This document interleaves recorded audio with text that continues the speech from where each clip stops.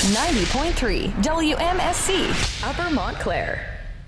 All right, so last week I had the gracious opportunity to sit down with Shane Atkinson and Bo West of Evership. We talked about their debut album, some of the recording process, the idea of Victorian images permeating throughout their work, as well as a couple other fun things. Well, enough of me talking. Here's that interview. So joining me here today is Shane Atkinson and Bo West of the Nashville-based prog-rock band Evership. How you guys doing? Doing great. Doing good. All right, so last year you released this great debut album, which I'm actually kind of depressed that I only discovered as recently as a few weeks ago. Is there some sort of loose concept behind the record? Not really. It's a sequence of kind of life stories, basically. Just some of my life experiences over the last 20 years. Because it does feel like it's a very full circle kind of thing. Did you sort of arrange them in a way where it would feel that way? I arranged them, when you're sequencing a record, of course, you try to find the stuff that best follows, the next song. So the arrangement really had more to do with the flow, the musical flow, as opposed to any kind of lyrical flow. Okay, because also one thing that comes to mind in my head when listening to this record are Victorian or steampunk-related images, considering the absolutely glorious photo of you two on the band's website wearing these 19th century costumes. Is there a heavy Victorian inspiration behind the album? You have to talk to Bo about that. That was his doing. It's funny, in my mind, it takes me instantly to that Da Vinci kind of making, the sketches of the flying machine and that kind of thing. So in my mind, as you're going down through the record, especially with Silverlight, you get kind of that Van Helsing type of feel, and then on into the rest of the record it just makes me think of that. Even in the dream sequence there, it has that kind of dinner party feel. So those are the influences that Shane's music had on me as a singer stepping in. So a friend of mine, Rory White, who did the photographs, he was just like, let's roll with it. So we went and got costume up, and we went with it, and it turned out pretty good. And also to record the record, I actually saw in the on the bio on the page, you actually used for one segment of, I believe it was the flying machine for the beginning part, that you actually cut a record of it first, then played it through a older machine to actually have a quote-unquote Victorian feel to that segment?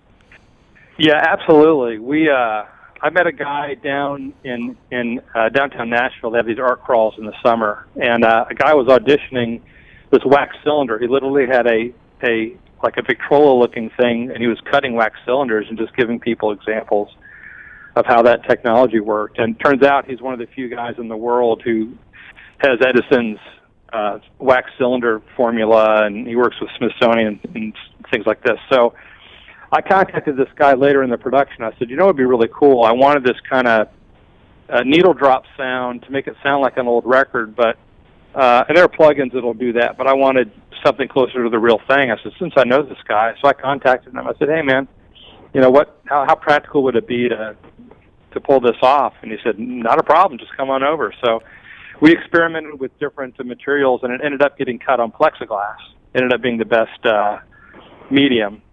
And he cut like the first 6 seconds of Dream Carriers, that first segment of Flying Machine, on plexiglass, and then he played it back to an old tube. And again, the Victrola was a little heavy and scratchy. It didn't really translate well in actual Victrola, and it would also damage the medium every time we played it. So we ended up playing it on an old 30s schoolhouse tube record player. And I just recorded it right from the speaker to this built-in speaker. It was really cool and just nailed the sound I was looking for. That's cool because, Yeah, I could really feel that Victorian sense come across in that specific segment of the song. Really worked well. And also, was the rest of the album recorded sort of organically, or were there sort of digital production behind it? Yeah, no, that was all. I built a studio in about 2000, I don't know, 10 years ago, about that time. And so everything in there is live. It was a 3-room studio, and it was all analog gear going in, and it was mixed in the box, but it was all analog going in. So, yeah, it's a little bit old school in that way. Cool. One thing I do really like about the album is that it's kind of hard to pinpoint what it sounds like or what subgenre it would actually be classified under. Like, the songs mostly all clock over 10 minutes, but they all sound really accessible, if that makes any sense. It does. Yeah, people are calling it, progressive music in general, but, I really went, some of the progressive stuff, to my mind, is particularly some of the modern stuff is almost intentionally inaccessible, and I don't really care for that as far as just music is concerned. If you're trying to tell a story, let the song reflect the story in my way of thinking of how I approach the music. So I did go out of my way to make the songs approachable for the sake of the story. And if that means that the story took 10 minutes, it took 10 minutes, But there wasn't anything particularly intentional I was trying to do beyond that. Yeah. Do you find it easier to write longer songs? Definitely. I mean, I grew up listening to Rush and Yes and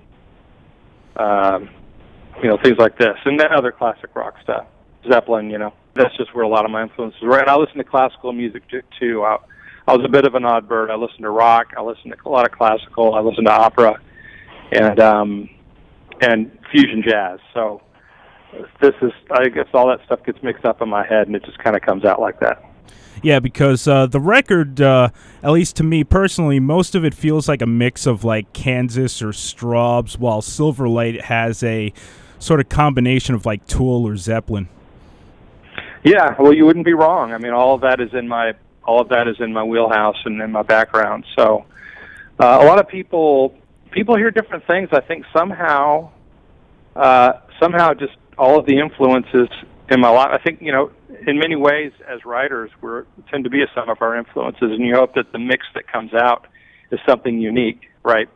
I talked to one guy, or I heard an interview of one guy who had named 20 influences that he heard. And I was, I guess I was like, well, I mean, after 20 influence, at what point, can you call the music original? Or, at what point can it have its own sound, Well, I mean, once they all mix together like that, it automatically becomes original because you have to, like, pick 20 different people. So, yeah, I think so, Yeah, so tell us a bit about how you two got together. I know, Shane, you've been writing the music on this record for about a decade, but when did the album begin to take its final form? Well, let's see. The studio took about 3 years to build. Then the economy kind of crashed around 2007, and I didn't have a lot of time to work on it. I had to, make money. And then around 2009, I started demoing some of the songs that I wanted to get. They were candidates for the first record. I have a lot of material. I have probably for about 4 or 5 Evership albums. So I had to pick the stuff that I wanted to, put out there first. And then 2009, and then there was kind of some more live stuff that kept me really from focusing on it. And then probably around 2012 or 13, I started really focusing on it. I shut down my other businesses and really focused on the record for about 3.5, 4 years, and then it popped out. Now, I met Bo kind of at about that time. I was pretty far into the production, and anyway, Bo, you can pick up the story from here. Basically, we a friend of mine had called me up and said, "Hey, I just got done doing Shane was doing kind of a production company at that time and was doing some commercial work, and a friend of mine had sang on a commercial he was doing, and he wanted my friend to be the lead singer, and my friend Mike Brady, who sang a lot of backups on the BGVs on the album. So you'll hear him throughout. A lot of it is him. But he gave me a call and he said, "I think you're going to like this stuff. It's pretty much geared right to what you've always wanted to do." And I was like, yeah, yada, yada. I've heard it all before. And for me, I always had a hard time, my voice, finding a home, because it was always kind of go big or go home. So I always dabbled around in this Jeff Buckley type of atmosphere out there, and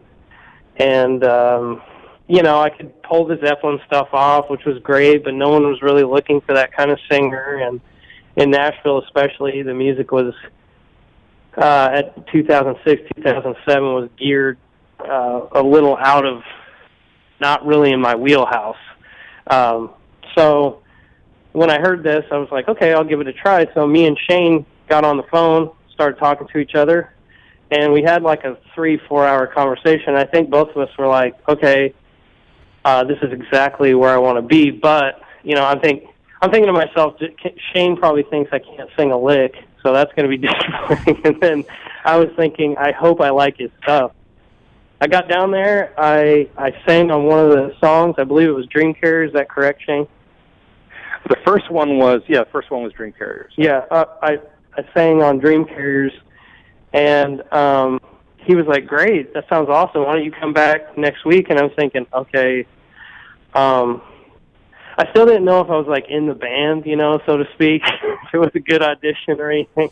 So I went home, and my wife was like, "Hey, how'd it go?" And I was like, "It's awesome. I love the stuff. I just, I don't know if I'm in or not." So I went back like the next week and sang some more, and we actually laid some stuff down, and he recorded it, and he said, "Well, okay." And I said, "Well, if we continue this," he goes, whoa, what do you mean if we continue this? You're the guy. You're the lead singer." And I'm like, "Oh, okay." So at that point, I stopped being so insecure, and I was good to go. But it turned out, and then from there, it was just, it's been 3 years.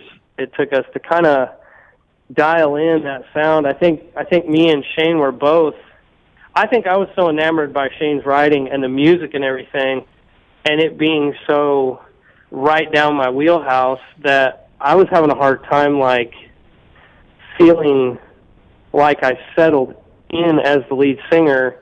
And I think Shane was looking for,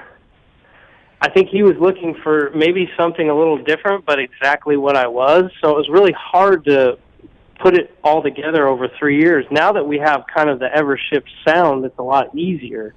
But it was a little bit difficult at the time on some of the songs. Evermore was actually cut at one point because I think we both got frustrated, because I think Shane, if I'm correct, you wanted more of a Freddie Mercury sound. And I really wanted to give that to him, but it wasn't. It was in me to do some of it, but some of it wasn't in my wheelhouse. And we actually brought the song back, and I was like, "Man, this song's awesome." And Shane tweaked it a little bit more. And after he got my sound, after he realized my voice fit in a certain area for him, and we got that kind of Evership sound, then that song was easy. So it was just kind of a 3 years of figuring all that out for both of us, but it's been an awesome journey. I mean, this music's ridiculous. I love it. So it's easy to sing. So. All right. And I also see you have 2 shows lined up for later this year, one in Nashville and one in Pennsylvania. Are you guys planning a series of shows sometimes later this year, or a tour or something? We'd like to. The shows kind of happened very organically. We were on an interview last year, and a promoter from up north was just hearing about the buzz he hadn't even heard the music, and he called the station, the DJs down there, and he said, "Who are these guys?" And they vouched for us. Then he called me and said, "Hey, you want to play? I want you in my festival if you can do this stuff live." And I was like, "Well, okay." So I was going to start on the next record, but instead we built the band up. And so your question, to get around to your question, I don't know. I think everyone would like to play. We're certainly putting a lot of work into the live band. So as you can imagine, it's not easy stuff to pull off live. So, but we got the band is getting stronger and stronger. Yeah, we're doing kind of a warm-up show just to get on stage to feel it out, see how, see if we can pull it off. And then about three months later, we'll be in Gettysburg, PA, doing Rozfest. And then after that, we'll see. Honestly, Anthony, I'd like to answer the question more definitively. Everyone would like to play, I know. And so I guess the plan is, yes, we will continue to play, provided bookings work and things like this. Otherwise, I've got a lot more music to make. And you guys also have a vinyl edition of the album coming out for Record Store Day. How's that coming out? Oh, boy. Yeah, that's been a joke. Yeah, it's an interesting question. We started that process 3 months ago, and unfortunately, the plant that we were getting the record cut at closed down. Oh. So we're having to start all over. And but thankfully, here in Nashville, there are actually a lot of pressing plants, and I think we've found one who've actually doubled their size recently because vinyl's gotten so popular and the demand has gotten so high. So they have doubled their facility. So we're still going to be able to pull it off, but we're kind of starting the process over. It's a little depressing. Oh, okay. But yeah. Yes, but would it still be happen. slated for around the same time, or is there going to be some kind of delay?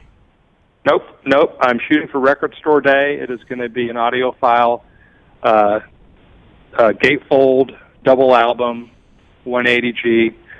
It's going to be a great product. I'm really excited about it. All right, cool. And now I'd like to round off this interview by doing some potpourri questions I'd like to call 3 questions from the Magic Crystal Ball. Are you guys ready?